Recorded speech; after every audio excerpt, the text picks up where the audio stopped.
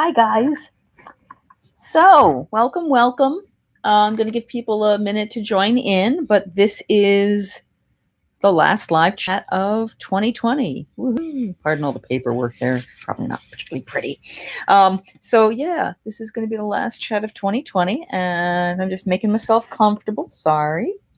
Um, getting in, and whoops, that was probably not helpful because that was right on the microphone there. Hello, whoever has joined us, please jump in and say hi.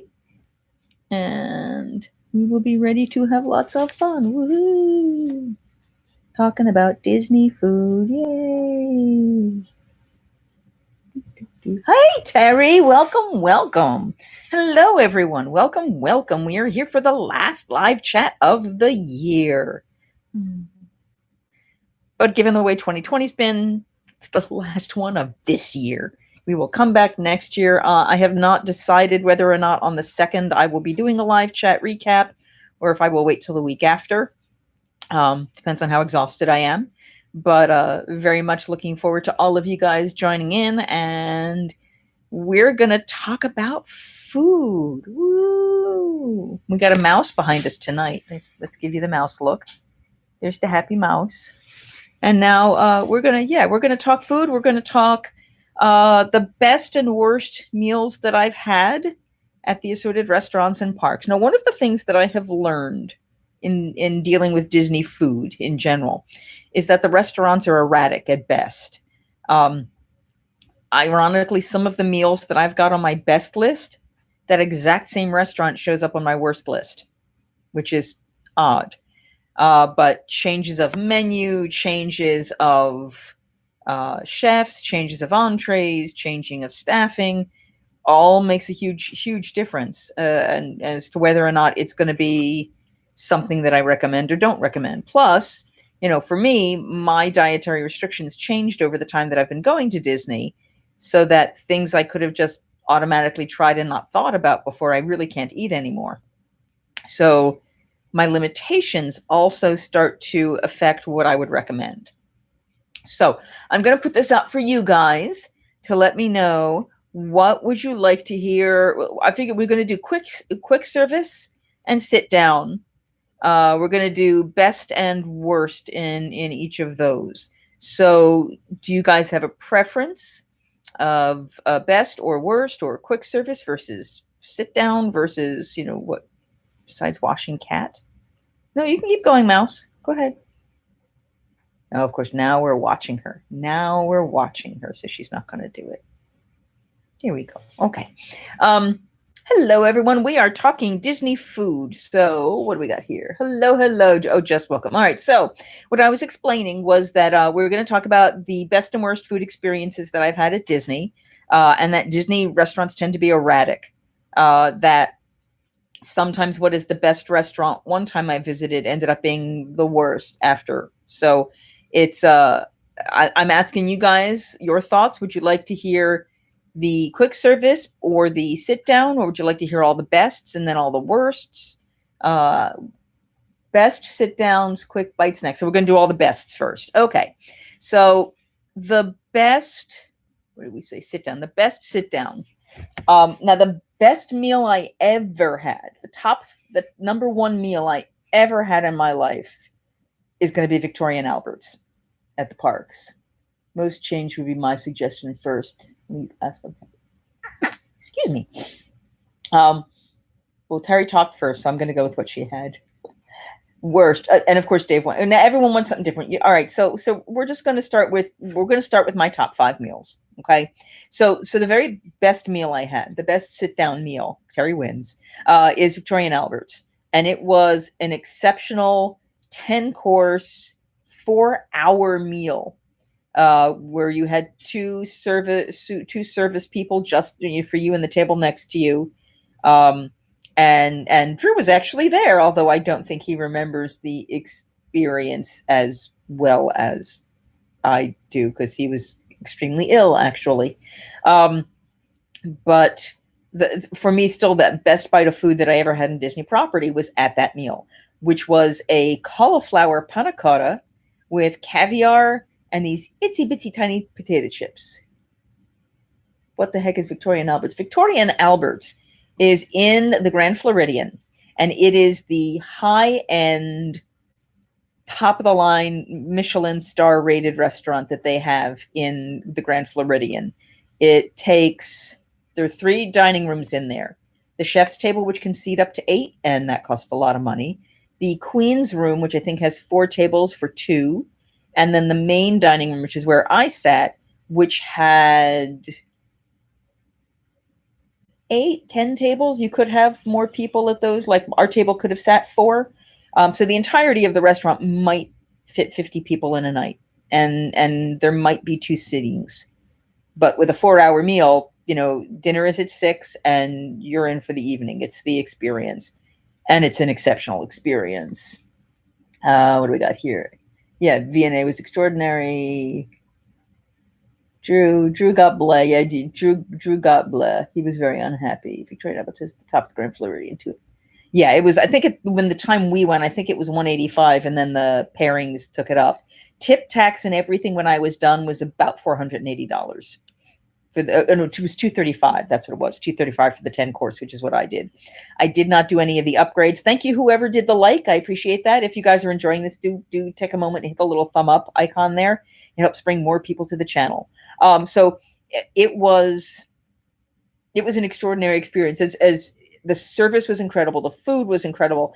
I remember at one point I went to the restroom, and when I came back, Drew said, "So when you left, they didn't just fold your napkin; you got a new one."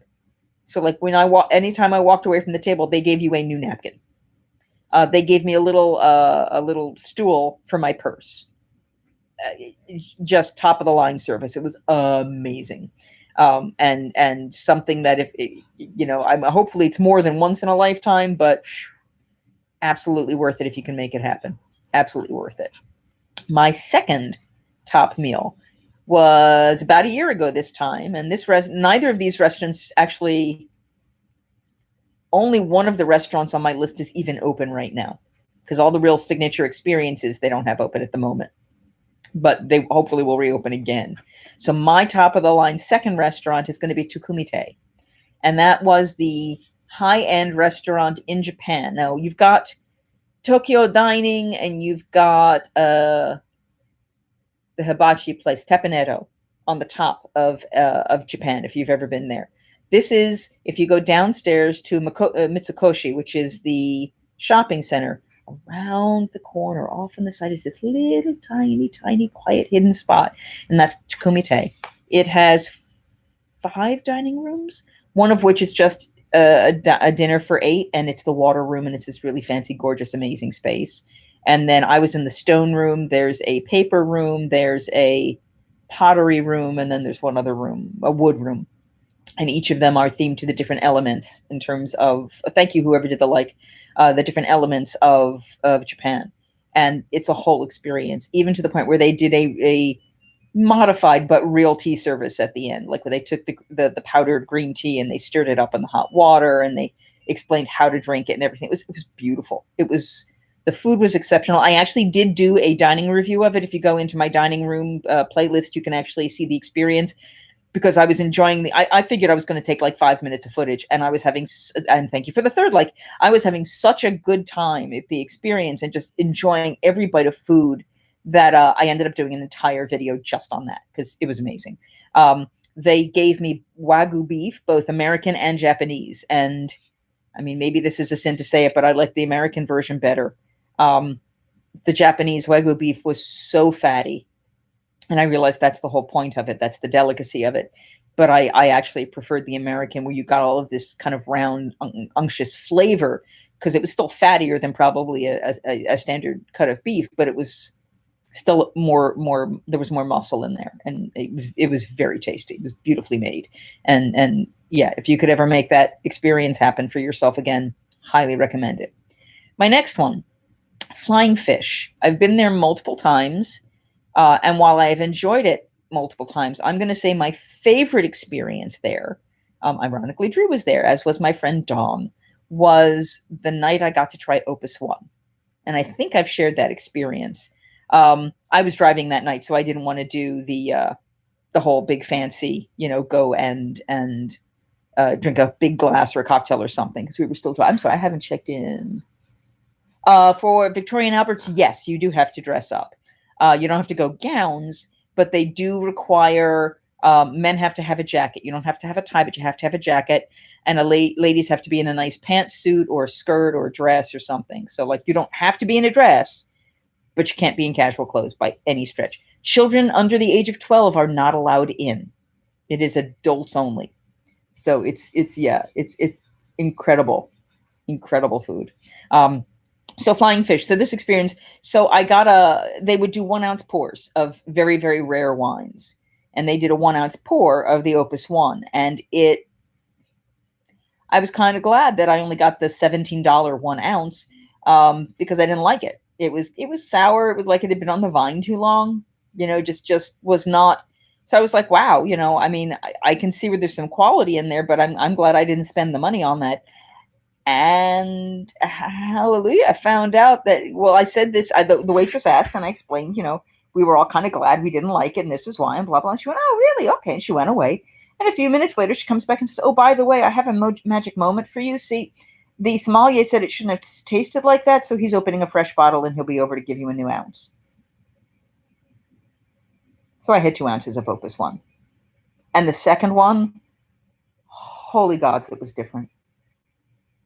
As you're sipping it, you get layer upon layer upon layer changing in the flavor, and it was really beautiful.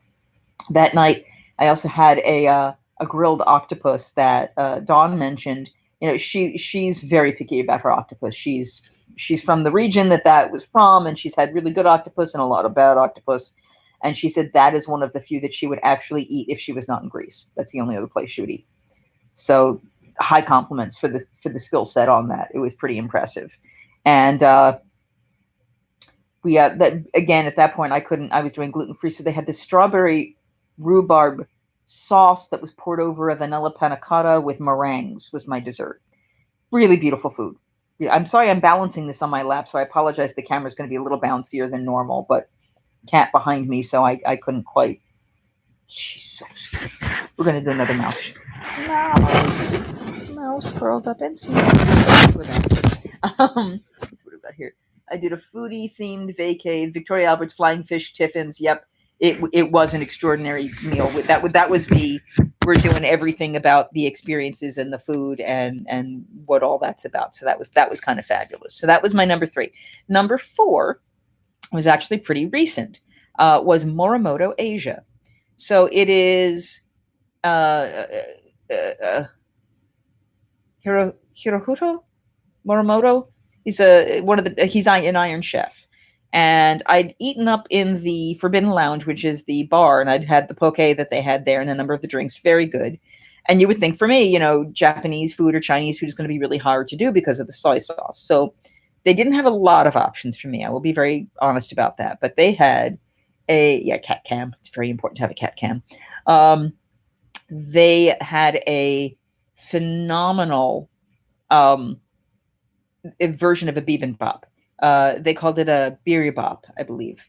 And it was what he came out with was the rice in the center and the egg, and then pieces of white fish that were on top of it.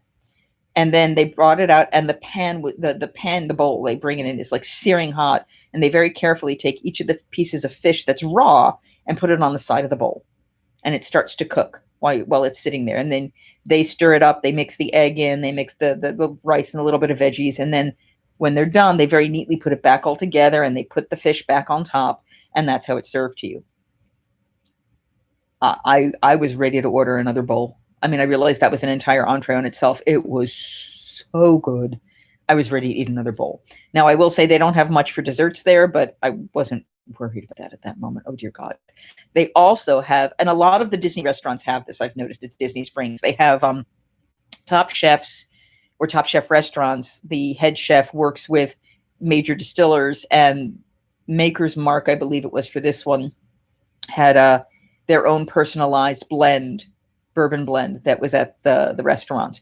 So they had one, and I think I've seen a couple other restaurants. Oops, sorry, microphone went away. Tilt that back here. Sorry about that. So they had another that was just exceptional food, just exceptional food. And the Manhattan that I had from them just tasted amazing. High tea earlier that's right. Yes. And now I will say again, we talk about things changing. The very first high tea I had was unbelievable. And the next times I went after that, they changed the menu. So it was okay. It wasn't as good. It was not bad. It just wasn't as good. Um, they did the curry chicken salad, I will say, is still one of my favorites there. But they did the finger sandwiches, and then they did these amazing cheeses and berries, and then did the banana bread instead of scones because I couldn't do scones. Now I will say, out in Disneyland, they made scones. They made gluten-free scones for me that they don't do out here, and I have a bone to pick with these guys about that. But the one in California was much more of a traditional French one where the sandwiches were teeny tiny, whereas here in the Grand Floridian they were bigger. It was a more filling meal. You go in for tea and you are stuffed to the gills. Really, honestly, it's and 2 days a week you can do it. I think noon, and then the rest of the time it's 2:00 on. So I always try to pick one of those days where it's closer to a traditional lunchtime, and that is my lunch because it's sandwiches and it's the scones with the clotted cream or the apricot preserves, or and then you get a dessert with it. And I can't do the trifle, which is unfortunate, but I will do the chocolate covered strawberries with the macarons, or I will do they do it just strawberries with cream, fresh whipped cream, which is really quite lovely. What do we got here?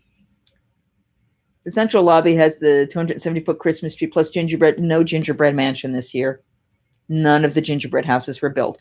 However, where did they put it? I think it's inside the Grand Floridian Cafe. They made a miniature of the gingerbread house in chocolate this year. But there are no gingerbread houses, no gingerbread carousel, no gingerbread any big things. Again, they didn't want crowds of people looking at this stuff. So unfortunately, that did not happen. But the tree is there. Swallow your pride and walk in and feel ridiculously unprepared. Yep, live piano. The live piano player is there. The band is no longer there. The band got transferred out to Hollywood Studios after reopening. They did a show there for a few months, which was not really their style of music, but they were pitching in. And then then Disney basically let them go. So they are now working at a different location, and they had been there for like 32 years. I have thoughts, but we'll skip those for now. They've been exaggeration of the height of the tree, but it's a 5-story building, and it goes at least 2/3 up. It's a really big tree. It's not a real tree, but it's a really big tree. It's Disney real, which is a term I learned one of the last times I was there. Where you look at something and they say, "Well, are those ostrich eggs real?" Well, there's a clarification. There's real and there's Disney real, and Disney real, of course, it exists. Like if someone used to ask me, "Is my accent real?" It's a real accent. May not be the way I normally talk, but it's a real accent. So it's that whole kind of a concept. Bet on that true. Terry would adore this. Actually, Dave would love this too. Dave, just so you know, Dave I know from Motion Fest. Terry I know from my brother, and Drew I know from Drew. From Festival, etc. Okay, I'm going to skip the ... All right, so we've got more meals to talk about. The last of my top 5 meals was the first time I ever went to Monsieur Paul. And some people call it Monsieur Paul, which makes me nuts, because when I went and talked to the lovely French people in there, it's Monsieur. And it's not Messieurs, but Monsieur. And it's written Monsieur, but that is just an Americanization, horrifying. It just makes my hackles rise every time I hear somebody doing that. And they had, now it did not agree with Lance, who was my cohort's intestinal system the next day. I will say that his body was not ready for it, but it was extraordinary French food. I think at that point I didn't have my dietary restrictions, so I could have the lobster bisque that they had, and everything was good. Everything was good there. I'm almost there. Let me finish now. Ironically, Monsieur Paul is also on my worst list. Remember, I talked about erratic service. So the next time one or two times after that I went back, and I think this might have been with you, Drew. was not one of my happiest trips, to say the least. Now, in all fairness, I was not feeling well. I was on antibiotics at that moment. I had been to emergency urgent care or whatever before then, but I still went and did this meal. Before I went, when you make your reservations, they ask you about your allergies and things like that, or if you have any allergies. And Disney in general is good about that. However, some of these restaurants, such as Monsieur Paul and a few of the others, are owned by other companies, Landry Company or by the country or whatever. So while they try to adhere toward Disney standards, they don't quite have Disney standards. So I had put in advance that I'm gluten free, that I had all of, I gave them my allergies, etc. And we got there and they brought him bread. And I asked about getting, and they went, "Oh, we're out." Even though I had already in advance said that I was gluten free, they knew I was going to be coming there. They just didn't have any bread for me. So there was no, "I'm so sorry, we're going to come up with something else for you." There was "Oh, we're out. We're done." Okay. The food just didn't have as good variety. It was just a big disappointment. I'm going to make it more festive in here because we're talking about food, so I figured the grapes behind me should be lit up. Oh dear goodness. Okay, so you don't say. So Mr. Pole is actually on my top list as, oh my God, I have to go back there, and my worst list of, I haven't been back there since that particular time. Now, granted, it's not open at the moment. I am willing to give it another try because, like I said, sometimes it's just the wrong chef, the wrong day. Like Nomad's Lounge, which is a place I love to go to, the vanilla crema changes depending on who the chef is. They make it runny or they make it thick. The last 2 times I've been there, it's been runny. I don't like it runny. I really don't. I like the thick stuff. So that's just something to be aware of. Okay, so I'm going to work I don't know which is, I'm going to say, all right, one of my worst meals, and this may surprise Drew, Tokyo Dining, which is actually where we were in March. The food was very meh. I was much more limited because of what I could have. And the sushi was okay and the meat was okay, but I left a lot of food on that plate, and I am not usually one to do that. The vegetables that they gave you as a side is the hibachi onion and zucchini and I think mushroom, but it didn't feel like it was cooked fully enough, or the flavor was cooked enough, or they seasoned it properly. It just, when you're paying that much money for a meal, you're hoping for something more exceptional. And it did not fulfill those joys at all. Be Our Guest, only place I've ever sent food back. And I generally don't, but I sent food back. Again, when I went to the gluten-free menu, the first time I went there, oh my God, the meal was amazing. It was Christmas dinner meal. It had just opened up. The options were great. The food was great. It was fabulous.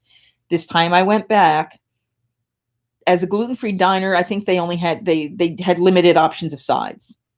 And what's even worse is we went there and we're celebrating my birthday meal, belated birthday meal, but we were celebrating my birthday meal. And we sat down and they had green beans, haricot vert, as the green vegetable. And the green beans were so salty. I mean, I don't know that you pucker from that much sodium, but it was like, it was all I tasted was salt. It was horrible. And I thought it was me. And I had my friend try one. Matt was with me at that point, and it was like, no.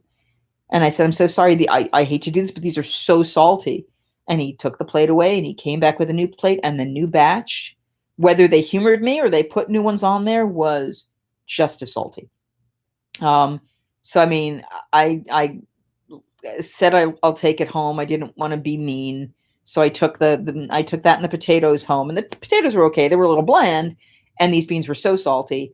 I think I finished half of the protein. I don't even remember what it was. I mean, it was that non-memorable. It was a bad meal. And a few days later, because we had the timeshare where I had the refrigerator, I pulled it out and I heated it up to eat it as a lunch or a snack. And oh dear God, all of the salt, how potatoes absorb salt? All of the salt from the green bean went into the potatoes. So the green beans finally tasted normal, and the potatoes were super salty. But since they didn't have enough salt before them, they were fine. It's kind of amusing. Our first trip, your first time, was amazing at Biergess. Yeah, I'm sad to hear the quality. It really did. Now, I've been told that since they have reopened and gone to a prefix signature meal, that it's better. But yeah, it was, I will actively tell people don't bother going there.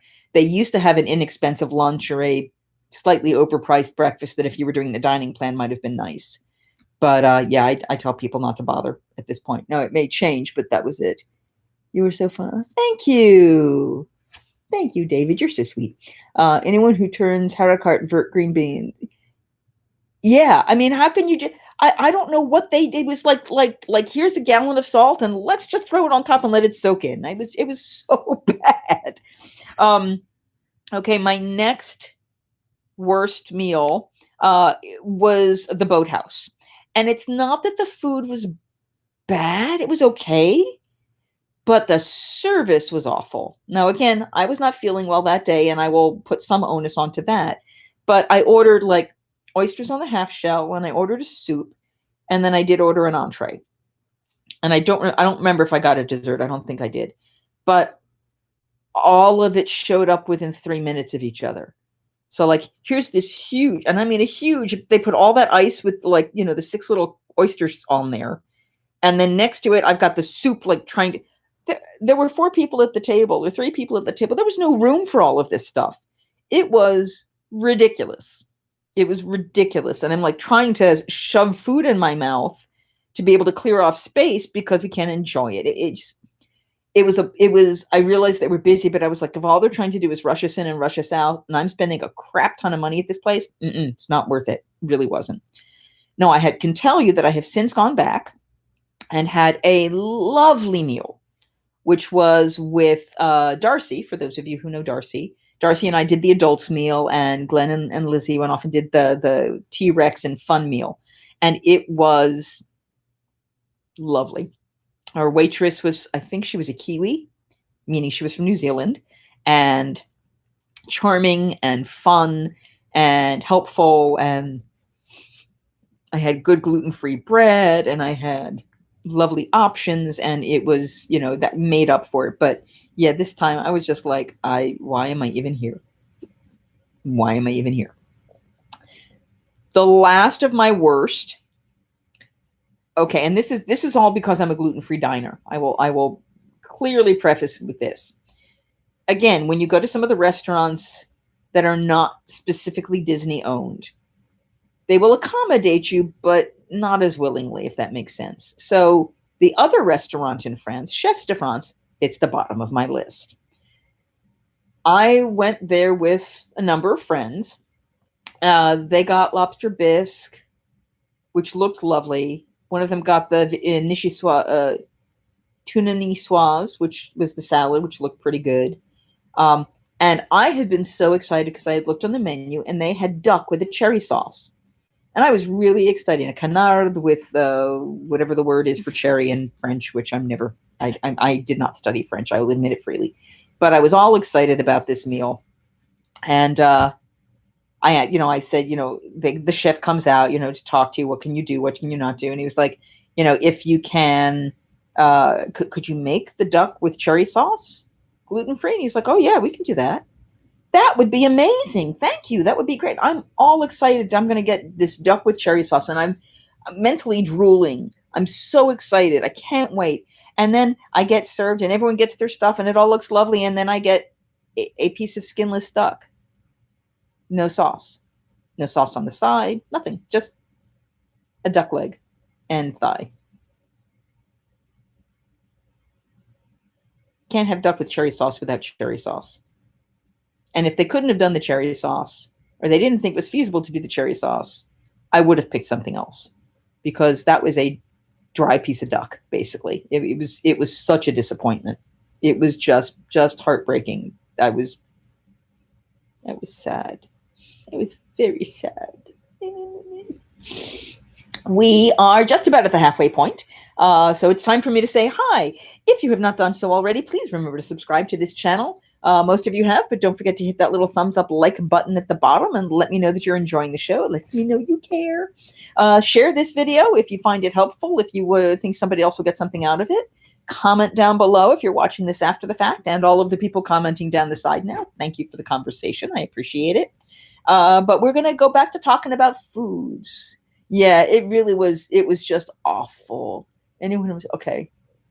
All right, so now we're going to let's talk some quick service. How's that?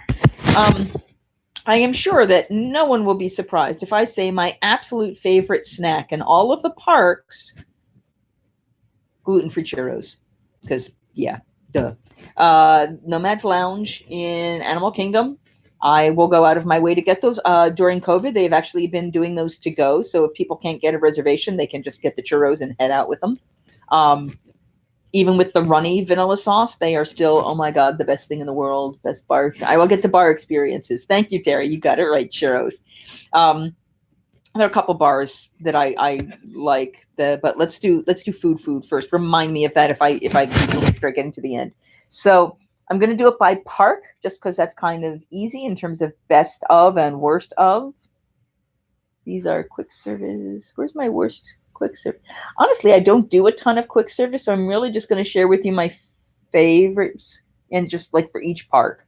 So my favorite quick service in Animal Kingdom, because I would call Nomad's Lounge a bar / sit-down experience.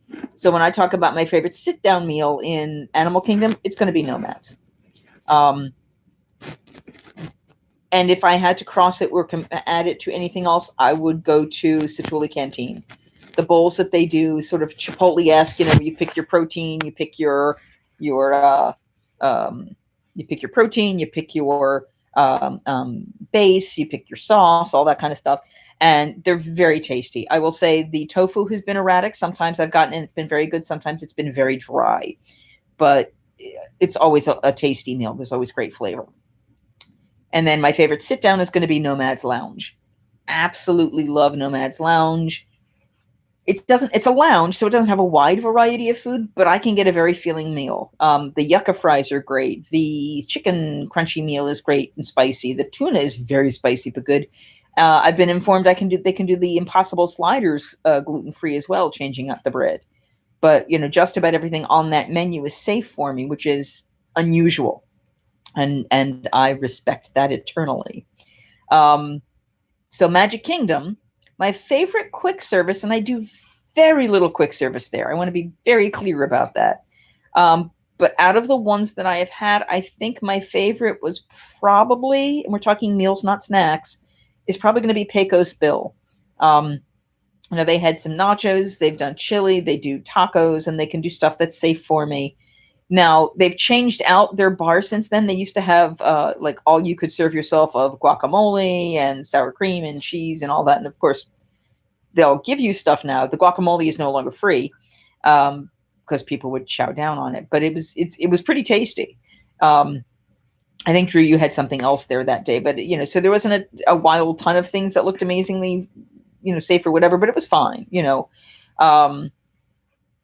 Yeah, it was even over the quick service at Be Our Guest, which was, French dip or stuff like that. Just not exciting.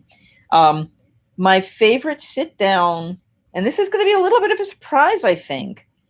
Right now, I think it's Liberty Tree Tavern. It is stick to your ribs food. And don't get me wrong, I still love Jungle Skipper Canteen. In fact, I'm going back and I adore it. And it's got more eclectic and unusual foods, including those Brazilian cheese bread rolls, which I love beyond words. But they have at Liberty Tree Tavern, the mac and cheese was bland, but everything else there, the stuffing was so good, and it's gluten free.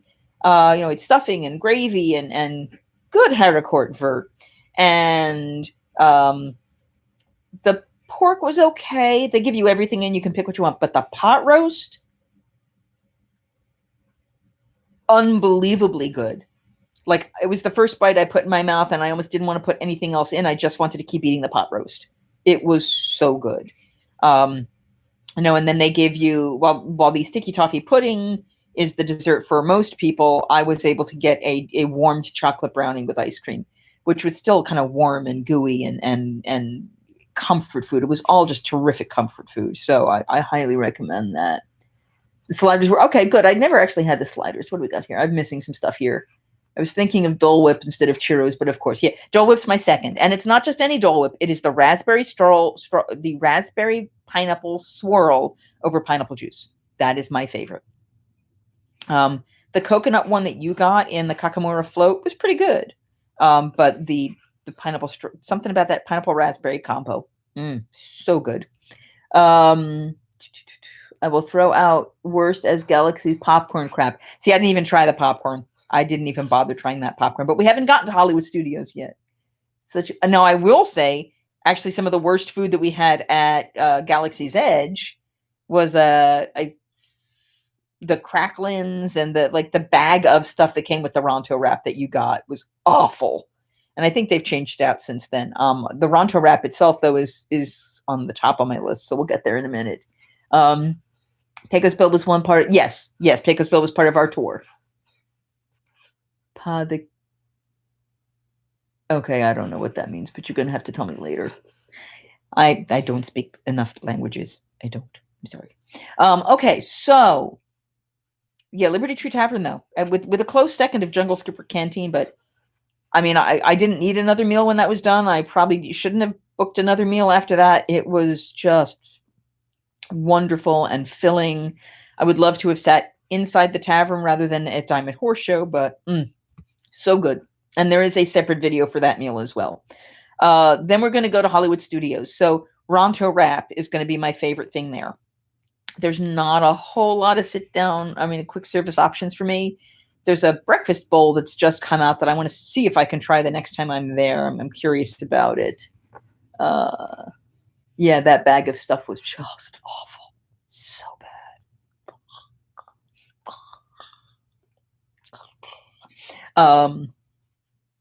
So Ronto wrap is going to be my favorite food there because the breakfast one specifically.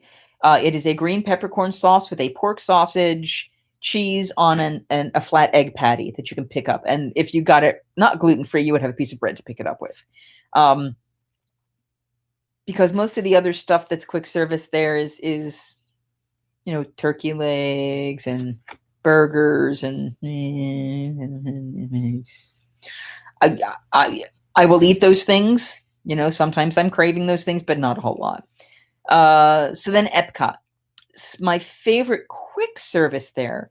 And while I will put a special shout out for Sunshine Seasons, because it's got so many options. And if you've ever been in Living with the Land, the salads and the vegetables and things, they cook with those there at Sunshine Seasons. So you're actually eating stuff they grew, which is just a cool factor. But for me, it's probably Katsura Grill. It's lovely quick service sushi. You could sit in one of the fancy restaurants like Tokyo Dining, and which I didn't like as much, and just get a nice basic, salmon roll or something like that. It's not fancy, but it's good quality, and definitely I would recommend grabbing that. And someone like there was a pork cutlet with gravy, I think, that I can't have, but other people have raved about. And then my favorite sit down there would again be Monsieur Paul that first time I ate there. If we were going to take that out of the running, since I've already listed it, what place do I look to? I've gone back to the Hacienda San Angel, which is the one on the water, a number of times. And it's erratic. The menu's changed a few times. So the last time I was there, I didn't find as much that I wanted to do, if that makes sense. It just, I kept reading the menu going, nothing sounded exciting to me or wonderful. The first time I went to Coral Reef, they had gluten-free calamari, fried calamari. And then the next time I went back, it was kind of rubbery and yucky. So, again, every restaurant is erratic, which is unfortunate. Yeah, the Brazilian cheese bread. For non-gluten-free people, the gluten-free version of the breakfast Ronto wrap is superior in many ways. Always ask for the gluten-free Ronto wrap. Okay. Can you explain why superior? Can you explain why it was superior, Mr. Drew? Because I've only had the one version. I guess you didn't like the bread. Was the bread boring to you, or did it destroy the flavor? I'm curious. So throw that out there in the comments, and I'll keep chatting about the other stuff here. So the breading only detracts from the flavor of the wrap, in my opinion. The flavors, the texture, the tastes are way better without the pita. Now, the lunch version is a flat piece of sausage with the pork sausage, a slaw, and then the green peppercorn sauce. So in that particular case, you probably do want the wrap to hold it. Otherwise, you'd have to knife and fork it. And a lot of people do like that version. I got there early enough one morning to have that on the egg wrap. It was okay. It didn't do a whole lot for me. But the regular breakfast wrap with the cheese, the peppercorn sauce, and the sausage, just absolutely wonderful. So that I enjoyed a lot. Let's see.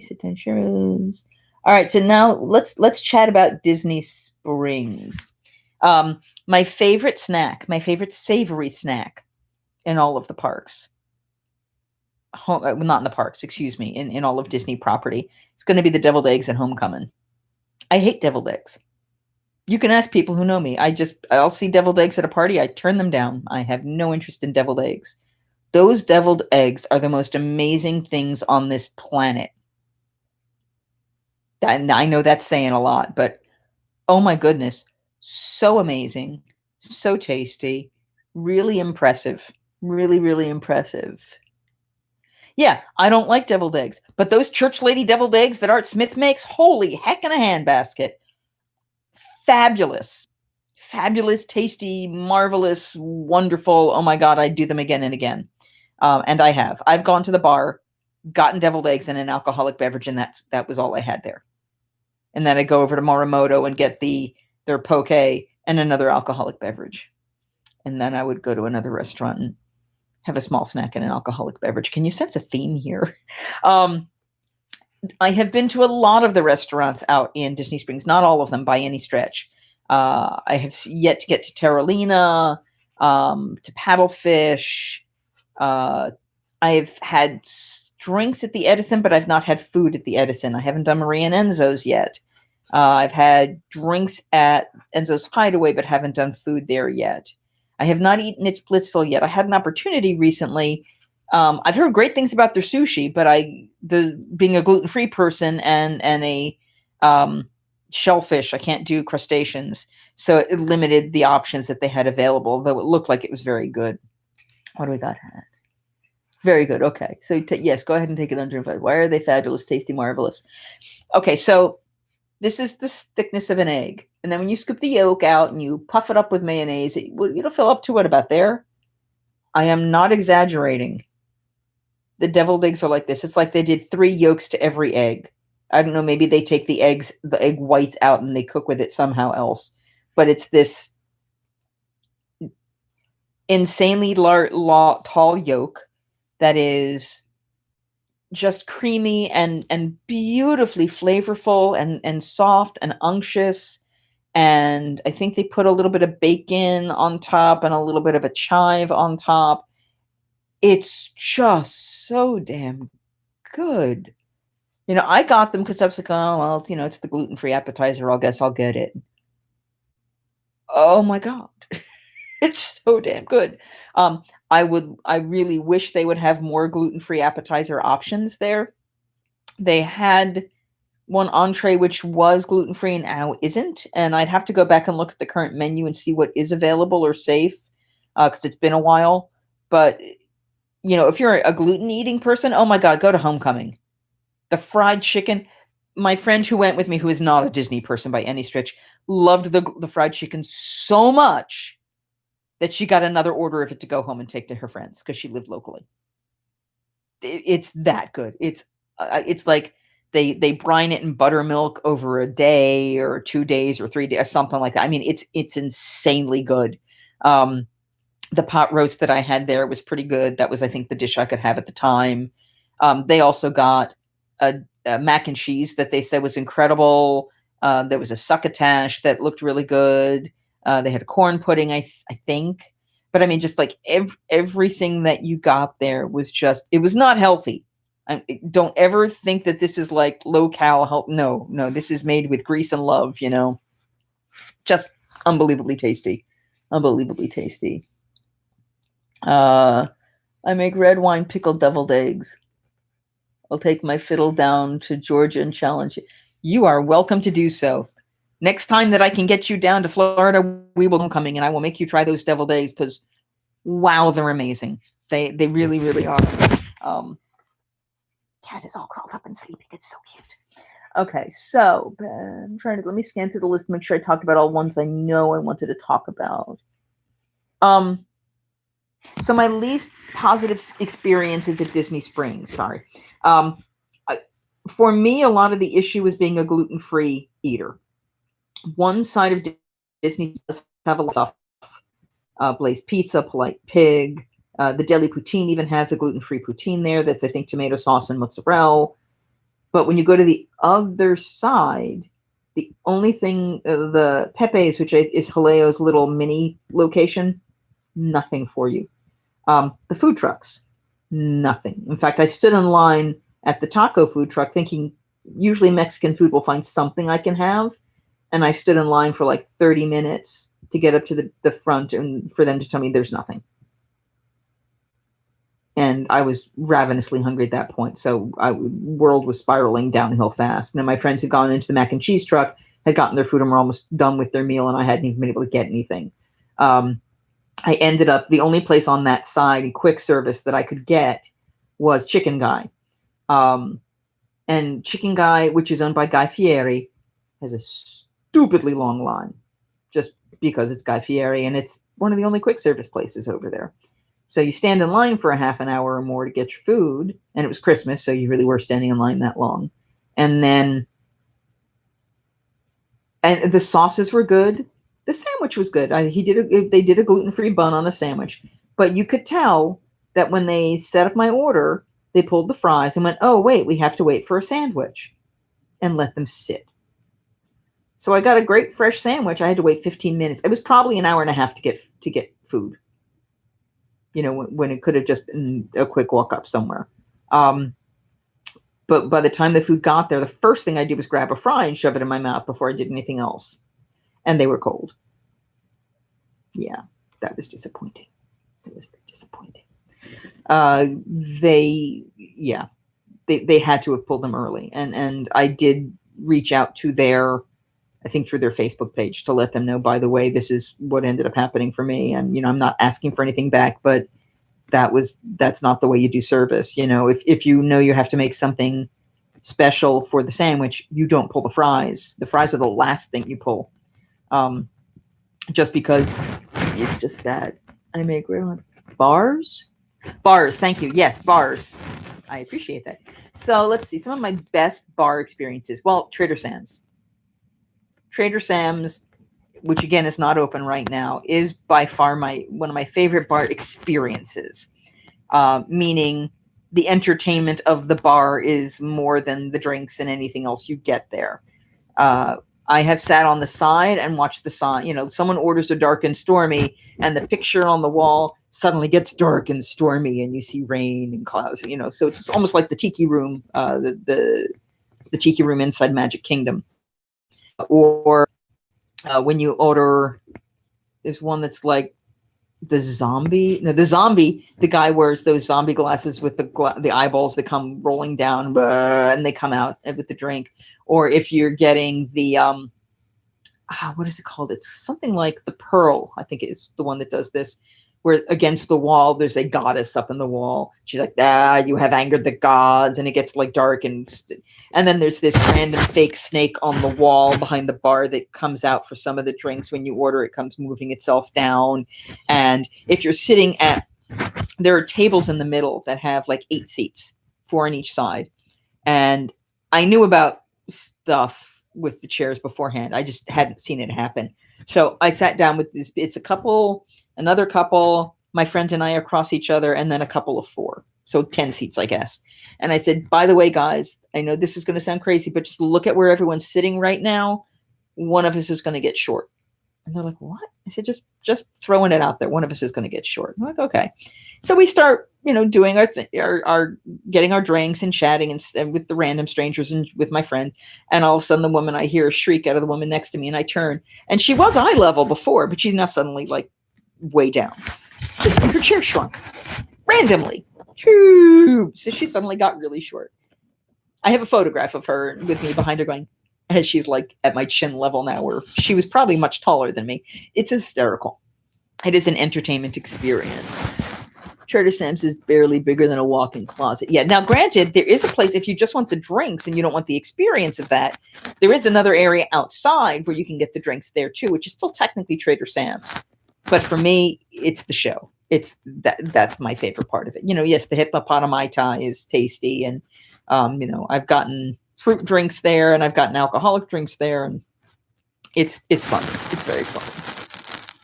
That it is not a reopen is it's a shame. Yeah, it is a wonderful experience, but it is just, besides the fact that right now they're refurbing the whole poly, especially the whole top and exterior, the entrance as you come in. They're redesigning some of it to be Moana themed. So because they're making those changes, this is sort of the time to do it. But yeah, Trader Sam's is far too small. I mean, to be socially to be socially distant in there safely, maybe 10 people. The bar wouldn't make enough money. It couldn't make enough money. I know, unless you had like groups of people that were larger, but like 10, 15 people. That's all that could go in there, I think. And then you're taking your masks off and you're eating and drinking in that tiny enclosed space. It wouldn't have been safe for the people there. So it's the right choice right now. If you could get the drink and sit outside, that'd be fun. But again, no entertainment value. For quality drinks. Oh, one of the worst foods I ever had and one of the best drinks I've had. Dahlia Lounge. Dahlia Lounge is at the top of the Contemporary Springs Grand Destino Tower. And they make a Manhattan. Now, Tempting Tigress is still way up there as my favorite if you're a bourbon drinker.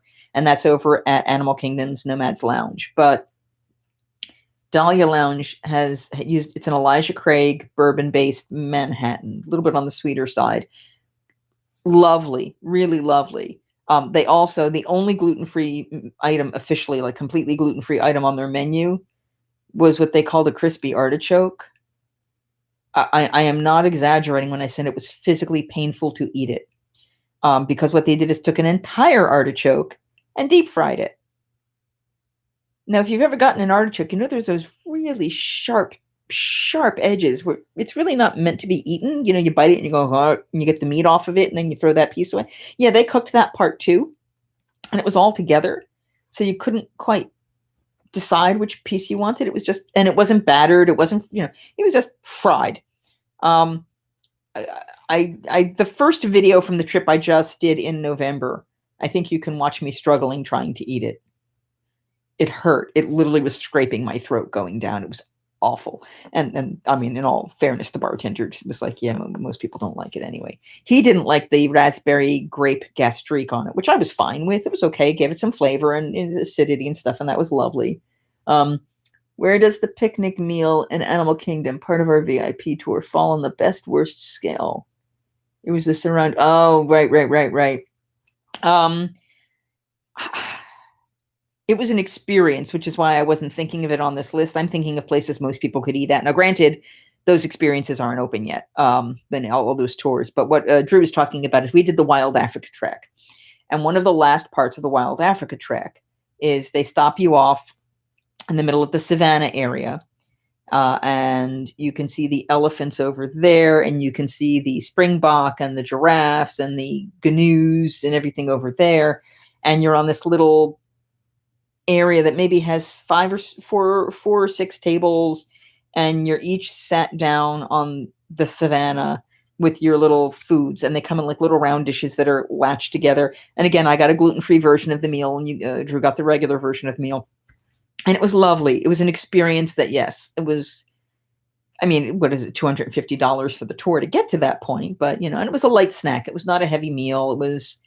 It was quality food. I would love to have seen the lunch version that they do, rather than we did the breakfast version. We were supposed to do the lunch version, and then that got canceled. So we ended up doing the breakfast version, and lots of kerfuffles and stuff. But it is what it is. But yeah, that was a lovely experience. And I do want to try Enchanted Rose, which I'm hoping to do this trip coming up, since we have some dining reservations over at the Grand Floridian. But they have they make drinks at your tables. They do tableside, which I'm curious to see, and I don't even know if I'm going to like the drinks, but hey, I'm going to give it a try. All right, we're going to talk. We've got about 5 more minutes. So I'm going to do a little more talking about bars and drinks. The Abracadabra, I think, was quite lovely. They had some Negroni. I think I had a Negroni there when I was with you, Drew, and that was lovely. Other bars I liked. I liked Misner's before it went away, but it wasn't necessarily exciting. It was just a nice, quiet place to sit. Trying to think of the other bars there. I mean, Nomad's Lounge I adore. I've not eaten in the Prime Time Lounge, and again, right now it's closed. Oh, sorry. Thank you. Sit down meal in Hollywood Studios. Y'all didn't let me finish. I said my favorite quick service was Ronto Roasters. My favorite sit down is the Hollywood Brown Derby Lounge. Not the restaurant, the lounge on the outside when they were serving food. Because you were sitting on these little high top tables. You can see Grauman's Chinese Theater in front of you. When they were doing the Star Wars shows in front, you could watch those as you were sitting there. If you did a late enough reservation and they had fireworks, you could watch the fireworks from your table. You still had all of the bar options, but you only had maybe 6 or 7 options for your meal. I had an incredible scallop there, and then a mini version of the Cobb salad, and they made it gluten-free, so I didn't have other types of croutons. Yummy, yummy food. Really, really yummy, yummy food. And I look to that as that's where I want to eat. I mean, if I have to eat inside, I'll eat inside, but outside is where I really want to eat. Now, granted, the trip I'm going up for next is going to be cold. Excuse me. I think the first 2 days I'm there, the high is 61. So I had to unpack most of my shorts because there are a couple days that will be tolerable. But I had to repack everything today because temperatures are not in my favor now. What do we got here? Edison was, oh, yes. Thank you for reminding me. The Edison upstairs, we've never actually been to the main bar. So when you walk in the Edison, it's a steampunk themed kind of space, stilt walkers outside and all that. And there's this little bar of about 6 seats right at the top when you walk in. And that's where we went. And what I will say is the mixologist, the staff there, the mixologists are very creative and are excited about being able to be creative. So they've pulled what did they have? Like 15 different types of bitters, I think there, all different flavors of bitters, depending on the drinks. And they did unusual combinations of things. I was not drinking alcohol that night. I wasn't feeling up to it or whatever. Drew was getting the alcoholic beverages, which were quite good. But I was doing, hello, all right. How you doing, Arlene? I was doing the non-alcoholic beverages that they had at the bar there, and they were very tasty. They were very, very tasty. And actually, Arlene reminds me of the sangria at Haleo. So good. So good. Not even kind of good. So good. Yeah, you drank a lot. You did drink a lot that trip, but that's okay. You had 2 or 3 different drinks there. And like I said, I had the one non-alcoholic, and we got in a nice conversation with both the bartender and the people sitting next to us. They were very nice people. It was a wonderful, fun night. It was a wonderful, fun night. So I look forward to all of that excitement and stuff. Hi, Shaggy. Well, everyone's coming in at the end. Hello. The Three Bridges Sangria was okay, and the Sangria Tinta at Coronado Springs was good, but the best I have had so far is at Disney Springs at Haleo, Jose Andreas's restaurant, which I think there's one in DC. So if that is still open and you can get to that one, it's probably the same sangria. Wow. And, we got a half carafe or a half pitcher of it, and it was still enough for 2 or 3 people, and for us to have multiple glasses. It was fabulous. You finally just said, it's a crazy busy day. Yeah, I am literally in my last minutes of finishing up, but I'm glad you guys could come in. Before I finish up, do you guys have any questions for me about restaurants, food, bars, anything that I have been to that I can recommend, or anything you're curious to hear about before I toddle on my way? because I don't want to hold everyone up too long. Besides which, we're going to have to do another sleeping cat video. Sleeping cat. Sleeping cat. Mouse, mouse. Okay. That's sleeping cat video. So what do we got? So does anyone have any last minute questions? Most fabulous mustache on a waitress? Mustache? I'm not remembering a story here. I don't remember that story. You're going to have to refresh my memory because I don't remember that one. I'm sorry. Most fabulous mustache on a waitress. Yeah, I have no idea who that one is. You all will be able to watch this from the beginning, of course. I have a sleeping Samwise. Give him my love. Kidding, but the experience of the chocolate steampunk place at Universal. Yeah, you'll notice I didn't list any Universal restaurants in here. That's because none of them are on the top of my list. Most of them aren't on the bottom of my list, but none of them are on the top. Cowfish is probably my favorite restaurant there. And I've gotten great drinks there and some interesting foods, and I can get some sushi and stuff there. Is it the, oh my God, be all end all, wow, this is an amazing meal? No. But it's good. And it's my preferences. It's very good. My favorite restaurant at Universal is going to be at a hotel that's closed right now, which is Bar 17 at the Aventura. It's up on the roof. Besides the views being great, they had a really good salad. They had some chicken wings that were just really tasty. And pretty much everything there was safe for me, which was kind of amazing. Vivo was good food, but they almost glutened me. Luckily not the server, but the runner, the food runner, happened to hear me say something about being gluten free and walked away with the plate he had. He went, "Nope, this is not safe for you," and came back with a new plate. And I almost got glutened at Confisco. They ended up not gluten, but I said no shrimp because I have an allergy to shrimp, and my pad thai showed up with shrimp on it, so they took that away, and that was after the waitress had written down that it wasn't supposed to be there. So the kitchens are not always the most responsive, I guess, is my feeling from that. The burgers are pretty good there, actually, like Mel's Diner Burger, and I remember the shakes being pretty good when I had those. I did not. Okay, they're bottom of my list, Antojitos. And I know so many people who love it, but I had one of the worst meals ever. I think it was supposed to be the taco salad, but it was like the shredded lettuce you put on top of a taco. And it was watery, like they hadn't shaken the water out or drained it. It was like puddles of water on the plate with the shreddy lettuce and the food that was on. It was weird. It was bad. I did not like it. I may attempt to give them another try if I'm there for any frequency again, but was absolutely not worth it to me. I can't recommend that place. I personally, Big Fire, nothing to write home about, but it was fine. Toothsome, the bar, the alcohol was great. The Brussels sprouts, the first time I went, were great. Here's another one where it was erratic. The first time I went was great. The bar staff was great and charming and funny and nice. And then when I went back, I had a whole different bar staff, and it made a huge difference. They were almost unpleasant. And that's just bad business. You know what I mean? It was, and then now granted, who knows if they're even still there. They have a couple really good chocolate desserts. There's a pot of creme, and there was I think a chocolate creme brulee, and those were both safe for me.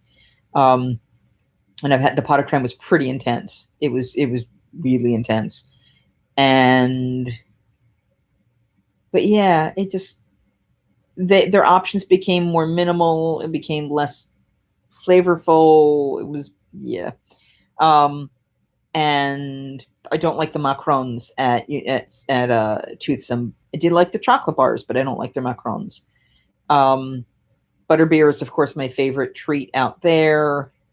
What do we got? I'm sorry. He says hi. Yay. Cowfish, yeah. I recently saved a page of a Universal Foodie experience. I'll have to forward it to you. Yeah, I'm curious. Retoothsome, you needed me. I know you do. And I mean, my nephew wasn't bad. It was the third time no, I think I just went by myself. So maybe I just wasn't being charming that night, I guess. I don't know. But yeah, I've not done a whole lot of quick service outside the parks at Universal. Like I said, Bar 17 was really good. When it was first, another one that was erratic, but it doesn't even exist anymore, Chop Chop, TCHOUP, CHOP, Chop Chop, which was an Emerald restaurant. The first time I went there, it was tremendous. And then the second time I went there, it was average. And I felt bad because had been raving about it, and it just ended up not living up to its expectation. So I mean, if I'm going for amazing food, I'm not going to go to Universal. I'm going to go to Disney Springs. I'm going to go to the resorts at Disney. Now, in all fairness, I almost tried the Palm this time at the resort at Hard Rock, but I ended up canceling that reservation. I think we are going to STK, but that's more of a chain. So, that's supposed to be a really fancy, interesting steakhouse. And one day I will try that, top of the line kind of restaurant. If I go with another foodie who wants to explore. I was with it for the second time. Yeah, retoothsome. I thought you were with me for the first time. I think you were with me for the first time. Yeah. Yeah, you and I were there the first time. We explored it the first time. And then my nephew was with me, and then I went by myself one time. And I think there's been 4 times I've been. But flop. So if anybody has any other questions, any topics they want me to arrange, this year has been crazy. I have been very lucky and very blessed that I have been able to get to the parks to be able to share with you. Sorry, let me sit up so I'm not doing that. So I have been very lucky and very blessed to be able to share these trips with you, and I hope you guys are enjoying them. If there's anything you want to see in the vlogs, a place you need me to go to, or something you want me to check out. Oh, Sprinkles Cupcakes. Their gluten-free cupcakes are really good. Highly recommend them. The red velvet, the lemon blueberry is not, I like it, but I like the other one more. I do like the other more. She's so cute. Tech Flop. Oh, Chop Flop. Yeah. Yeah, I see what you mean. Yes. So, yeah, the first time Chop Chop was amazing when I went with Matt. Really just an exceptional meal, and for significantly less than I was finding everywhere else. Now, the one thing I will say about Universal and all of their restaurants is they are less expensive than all the Disney ones. Not even a question in my mind. When I'm kind of setting aside money for meals at Disney versus Universal, I might plot, including my butterbeers, might plot 75 to 100 for a day at Universal for 2 sit-down meals and snacks. But I'm going to plot easily, 150 to 250 sometimes for Disney meals. You're looking at lunch being, if you're doing appetizer, entree, dessert, and maybe a drink, you're talking about $60 in a meal for average. And if you start doing the signatures, which I tend to like, you're talking about $100, and that's not going to anything too crazy. No, it's not as bad right now, but there definitely is. It's not a cheap experience. You're going for the resort experience. You're going for the trying of all the new things, and live it up, live it. It's the time you are there for to revel in yummy food, etc. And Lord knows I love yummy food. I'm all about the food. So, happy holidays, guys. Happy end of 2020. Let's think positive thoughts for 2021 being so much better. I hope to be able to bring you new content and new information. If there's stuff you want me to find out about, put it in the comments below. If you're watching this after this has been playing, or if you are someone who talks to me normally, go ahead and PM me. I don't know if people can write to me here in YouTube, but I am on Instagram as PTPgrad. and you can absolutely find me there, or you can find me at my Facebook page, which is Teatro di Pecorino Romano, the Cheesy Theater. And any suggestions or things you'd like to see. I also have a Ko-fi page and a YouTube page and a PayPal links, which are on my other videos. I'll add them to this when I'm done. I don't think I added it into the description, so I'll pop that in later. But 2021 means it's finally old enough to drink. Thank God, we need it. Yes, and I can't wait to see you too. I can't wait to see Arlene. So yeah, happy holidays, bright blessings, and joy for the end of the year and the beginning of this new year that's coming. You will have content from me every Wednesday and Saturday at noon for the next couple weeks through the end of the year. And then I hope to have some more stuff for you and a recap of the experience coming up in the new year. So if there are no other questions or immediate thoughts, thank you to everybody who has hit like. If you haven't done so, please go ahead and hit that thumb up down there at the bottom. Go ahead and subscribe to the channel if you haven't already, which I think everybody here probably has. But if you haven't, please go ahead and do so. Share this video if you think the information you heard today might be something useful to somebody. Send them the link, share it along. I think it's got a process, and then it'll be available for people. And thank you for your support, you guys. I'm up to 300 subscribers, 302. I'm not making the 1,000 in my dream world that I would like to have done, but all of your support, each step of the way, it makes a difference, and I thank you for that. I really do. So thank you. I will stay safe. Bye bye, Miss Terry. Thank you so much. You guys have an incredible rest of your day, and I don't have a tagline.